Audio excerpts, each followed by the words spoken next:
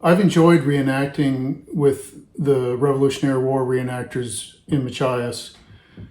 Several of them have become pretty good at doing historical research and genealogy.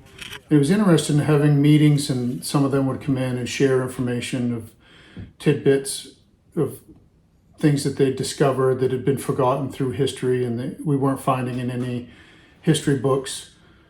And it kind of sparked an interest in me, even though I wasn't real interested in history in high school or college. It did somehow spark an interest that I began doing some research of my own. It was kind of interesting. Early in my research, I kind of mistakenly stumbled on the story of my fifth great grandfather, Moses Worcester, marching about 20 miles through the woods from Pleasant River over to Machias to defend Machias in 1777. And one of the ways that I had stumbled onto that was we started noticing that hundreds of men were enlisting in the militia in Machias in 1777, right in the middle of the summer. And then we discovered that the HMS Ambuscade had come into Machias and dropped anchor, probably to intimidate the people of Machias. This was a couple of years after the Battle of the Margaretta. Maybe to gather some intel to find out what Machias was up to. There were a lot of rumors going around that they were storing large amounts of arms and ammunition.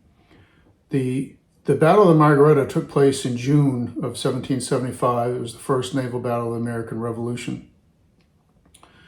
The townspeople of Machias did not want to trade lumber for food and other goods because they knew the lumber was going to go back to Boston Harbor to support the British troops. This was just a couple months after Lexington and Concord. People in Machias had moved here from Scarborough area. They probably had close friends and family that were involved in those battles of Lexington and Concord. So it hit home. They raised a liberty pole in support of the people that were fighting those battles down there. And when the British arrived in the Margaretta, they demanded that the liberty pole be taken down, as well as some other demands that the people of Machias just weren't going to stand for. So they decided to try to capture the Margaretta, and they successfully did so on June 12th, 1775. A lot of people think that was the end of it, but a month later in July, the British sent two more ships, the Diligent and the Tatamagouche, into Machias Harbor to find out what happened to the Margaretta, why it never came back. And the people of Machias successfully captured both of those ships. So when they went to Cambridge to report the latest activities in Machias, the men in Machias reported that they had captured 3 British ships, much to the surprise of the people in that part of Massachusetts. So they were told to use those vessels in defense of the coastline. And then in 1776, the HMS Viper came into Machias Harbor, and they captured 5 fishing vessels full of fish, and they shot 1 man in the arm.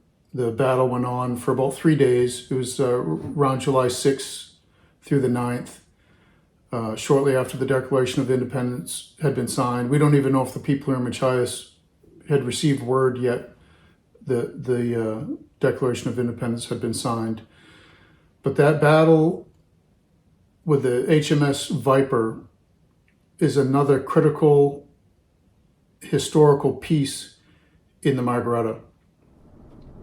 The reenactors would share information after each meeting of historical archives that we'd located. One question continued to come up time and time again, and that was, whatever happened to the Margaretta?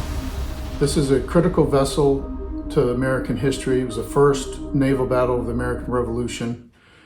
We knew several articles and accounts existed saying that they hid the Margaretta way up Middle River. Some of our reenactors went there. We couldn't find any signs of it ever having been abandoned there. There'd been a roadside sign for many years. It's gone now. The poster's still there that listed it as where the Margaretta was hidden after the battle. So we started doing a lot of research, thinking we might possibly figure out what happened to the Margaretta. And with computers and internet and things like that now, there's much more information available that may not have been available 30, 50 years ago. One of our meetings, Nate Beal, who from the very beginning of the reenactor group has probably been our most interesting, trustworthy historian, and he brought basically the blueprints of the Sultana, which is believed to have been kind of a sister ship from the Margaretta. It's very likely they were built from the same set of plans. It was interesting to see what this ship looked like, and then Nate shared with us that a replica had recently been built in southern New England, and that it was being used to give historic tours in the seaport there. So we kind of now had a vision of what the Margaretta looked like. There's been several paintings. Nate has done extensive research on how accurate certain paintings are, and it seems like each artist got portions of it correct, and as time goes on, the paintings seem to be getting more and more correct of what the Margaretta would have looked like. We started doing research and realized that the people of Machias, after the June battle with the Margaretta, the July battle with the capturing the Diligent and the Tatamagouche, that fall they went to the mouth of the St. John River to try to attack St. John. They did successfully burn the fort at the mouth of the St. John River, ended up capturing another ship full of livestock, brought it back to Machias. Then in 1776, that next year, was the Viper. Another battle took place that many of us hadn't been familiar with, and it was the Battle of Fort Cumberland, also known as Eddy's Rebellion. Jonathan Eddy, who the town of Eddington was later named after, he took men from Machias to attack Fort Cumberland. And in the very late fall, early winter, they made several attacks on the fort over about a month-long period in cold weather. They captured some other ships, including the supply ship coming into the fort.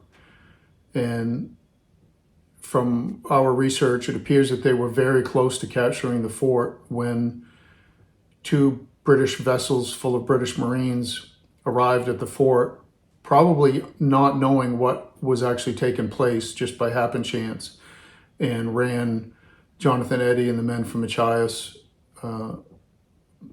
off, scattered, and over the next month they started returning back to Machias. So there's a lot of history about the people from Machias during the Revolutionary War period. So this question of what happened to the Margaretta kept coming up and coming up and coming up. And Nate Beal came into one of our meetings one night with this newspaper article from 1896 that talks about the fate of the Margaretta. And this Oliver Sawyer in 1896 is recounting the story that his grandmother told, that she was an eyewitness, and she, at 80 years old, retold the story of when she was just a young child, saw the vessel sail into the cove, saw the men leap overboard and run up the flats, saw the British boat come and set the vessel on fire and watched it burn, saw the small boat return to the big vessel and later sail off. So there's accounts that the John O'Brien, Joseph Getchell, and some others retrieved the Margaretta from Middle River and wanted to chase after the HMS Viper after it stole the 5 ships in July of 1776. So that put us at Sawyer's Cove in Jonesport. Valdine Atwood, who is the most knowledgeable historian in Machias, was in the Burnham Tavern one day, and I was in there, and I asked her if she had any idea or information of what had happened to the HMS Margaretta, what its final fate may have been. And she just kind of smiled and walked across the room and pulled the door back to the next room, and behind it was a wooden board, kind of a plank, thin plank, and she just smiled and she said that plank is probably from the Margaretta. So that really got my attention and sparked even more interest. So she told me a story of 50 or 60 years ago, someone telling her that they believed that the Margaretta was in Sawyer's Cove. Probably back then, somebody had this newspaper article that we didn't know anything about. They took Valdine down to the head of Sawyer's Cove. The ship was not visible, and they told her where to dig, and she dug down and found that wooden plank and dug it up and took it to the Burnham Tavern, and it's been sitting there behind the door ever since. So during the fall of 2020, I was down in the Jonesport area, and somebody told me that a wooden ship had popped up out of the mud at the head of Sawyer's Cove, and that they hadn't recalled it ever being there. And I thought it could possibly be the Margaretta, but I kind of also assumed that maybe it was a newer vessel than from that time period. But in the spring of 2021, on March 21 of 2021, Dave Simmons, a friend of mine, and I were in Jonesport, and we got talking about the story, and he said, it's low tide, let's just go have a look.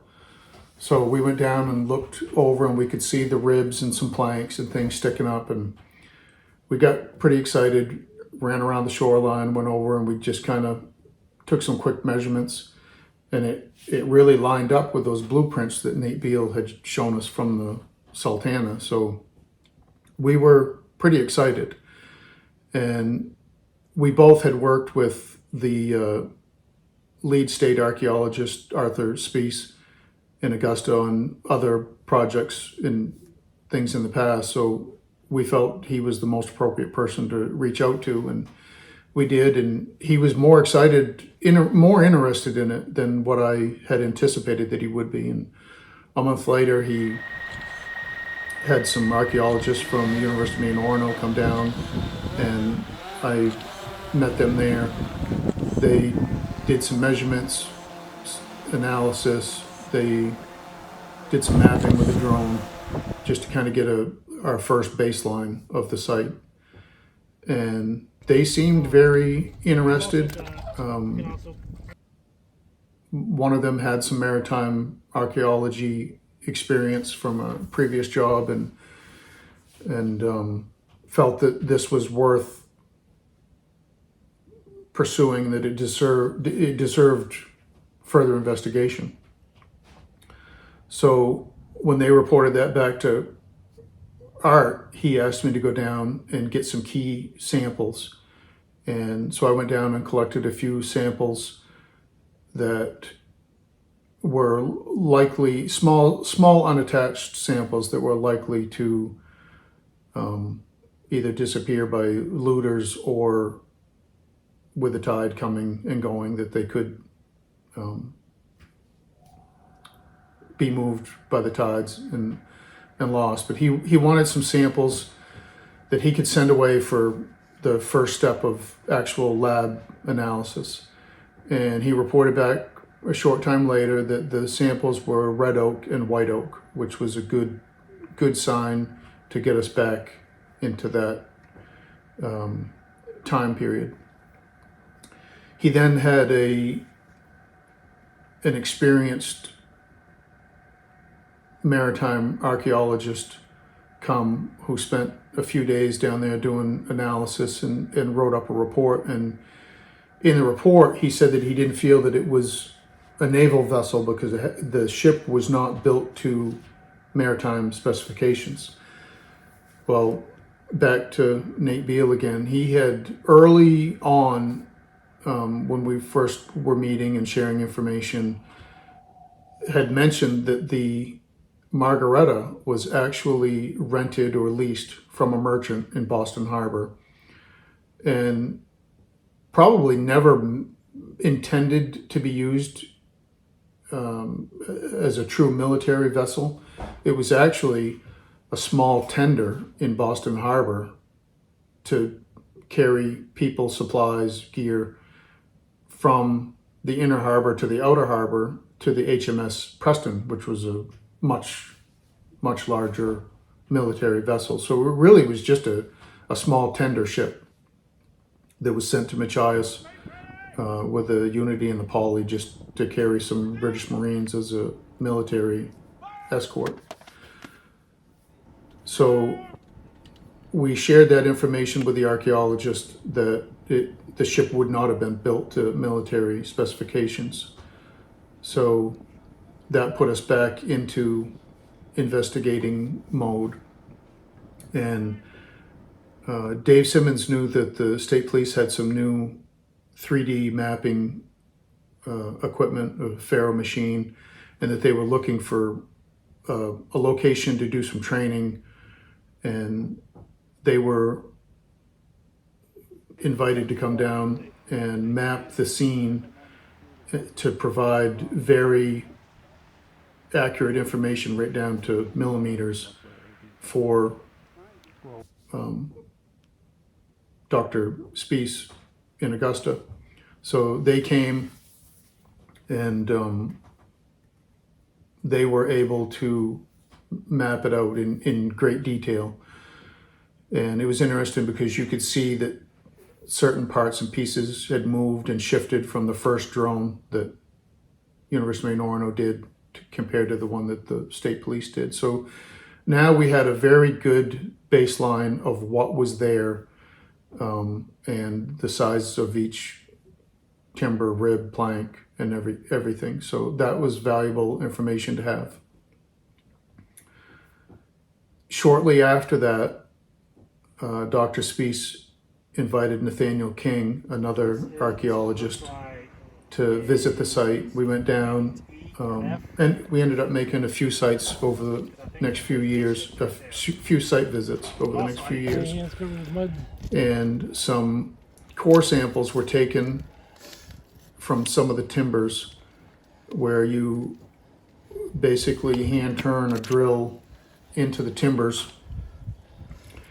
It's a core drill bit, hollow drill bit, and you then pull the inside core sample out of the timber, and it has all of the growth rings that you can send that strip to the lab, and they're able to do dendrochronology on it, and they compare that with known trees that were cut at certain time periods. And it took us an incredible amount of time to get those samples back, but it was well worth the wait because it put the trees as being living around 1760, in the 1760 range into the 60s. And that would have been the right time period for those trees to have been cut, milled, and used to build the ship. So that was exciting information, and so just the physical evidence was starting to get up into like, we're like 75, 80, 85%. This could be the Margaretta or a ship built in that time period. And then we started taking the eyewitness account from Oliver Sawyer's mother and other newspaper articles and things. And basically, after trying several times to prove that this was not the Margaretta, we weren't able to prove that it was not the Margaretta. So things were really leaning more towards this could be the Margaretta. And then we started discovering that, ironically, Nate Beale's father used to be the lead newspaper reporter for the Bangor Daily here, and he had done stories on the Margaretta being in Sawyer's Cove back in around the 1970s. And we had no knowledge of that until very late in the investigation. So local newspaper reporter Sarah Dedman had been involved in the research from early on, had visited the site with the archaeologists, and once Art felt that we had enough evidence to support that this could be the Margaretta, Sarah wrote an article for the Bangor Daily, and once that article was released, people started sharing through social media and other places more articles about the men from Machias recovering the Margaretta in July of 1776, more information about the HMS Viper in the Naval Archives being off MDI in July of 1776. So the account, even back to George Driscoll's account of Machias, talks about the fate of the Margaretta, which many of us had just skipped over that part when we were reading the accounts. But the account is that they left Machias and headed towards Castine because they thought that the Viper was headed to Castine and they wanted to chase after it. When they rounded Mount Desert Island, they saw a British ship, thinking it was a merchant ship, and as privateers they were going to go capture the British ship and the supplies, probably assuming that the ship was either headed to one of the forts in Nova Scotia or to Castine with supplies for British forces, that they were going to capture this ship. As they neared down on the ship, they realized it was accompanied by a much larger British man-of-war. And that British warship turned and chased the Margaretta, which several accounts say the Margaretta was a very dull sailor. It just wasn't very fast, which is maybe why it was quickly caught up with and captured in June of 1775. But the John O'Brien, Joseph Getchell, they realized that they were not going to be able to outrun this British warship. So even though they were trying to get to Machias, they took a left and went up into Moosebeck Reach, into Sawyer's Cove, and beached it, ran up over the mudflats to escape. The larger ship, whether it was the HMS Viper, at this point we don't know, lowered some longboats. As Oliver Sawyer's mother accounted, she said that after they burned it, they rowed the small boats back to the large boat. So they lowered boats, rowed up into the cove, and they burned the Margaretta to the waterline. And there is some evidence around the ship of things that had been burned. Unfortunately, there's a lot of glass and pottery from more recent years, and some of that has been burned. The ballast stones are still there, and some of those have provided some key archaeological evidence. It was interesting the day that the state police came to visit the site at Sawyer's Cove, some of the local reenactors wanted to go down, and they came wearing their period correct garb, and that included Nate Beale, Chuck Vose, and Chris Bragg. And it was interesting listening to them as they stood there in their garb, and Nate Beale retold the story of his fifth grade uncle, Ebenezer Beale, who helped capture the Margaretta, but Captain Moore threw a crude 18th century hand grenade at Ebenezer Beale, and Ebenezer lost both legs in that battle. Then Chuck Vose retold the story of his fifth great grandfather, John Barry, who was shot in the face by a British Marine, and the musket ball entered his jaw and exited behind his ear. He actually lived, ended up receiving a military pension of £8 a month. And Chris Bragg talked about one of his fifth grade uncles that was a Sprague that helped capture the Margaretta. And for them to stand there on that deck and retell those stories, it was an exciting, emotional time. And one of them made the comment that, you know, their DNA is in the planks of the ship, and it you know, it's true. There was bloodshed there. And later, in some of the other visits to the site with the archaeologists, I invited Michelle Stanhope, who's one of our reenactors and an avid historian and one of our best at doing genealogical research. She came down and dug right in and helped with some of the research and digging and uncovering some of the planks and boards and things. And it was really exciting for her with her background in historical research and things. But her fifth great grandfather, John McNeil, was shot and killed in the process of capturing the Margaretta. So for her, it was a really personal connection to that ship, and she's played a valuable role in doing more research since. But so it's been very interesting following along the research on this, and there was a lot of satisfaction for us as a team to be able to read Sarah Dedman's account in the newspaper and in other articles that it's likely that we have found the Margaretta. And it was even more interesting that it took so long to put all this together.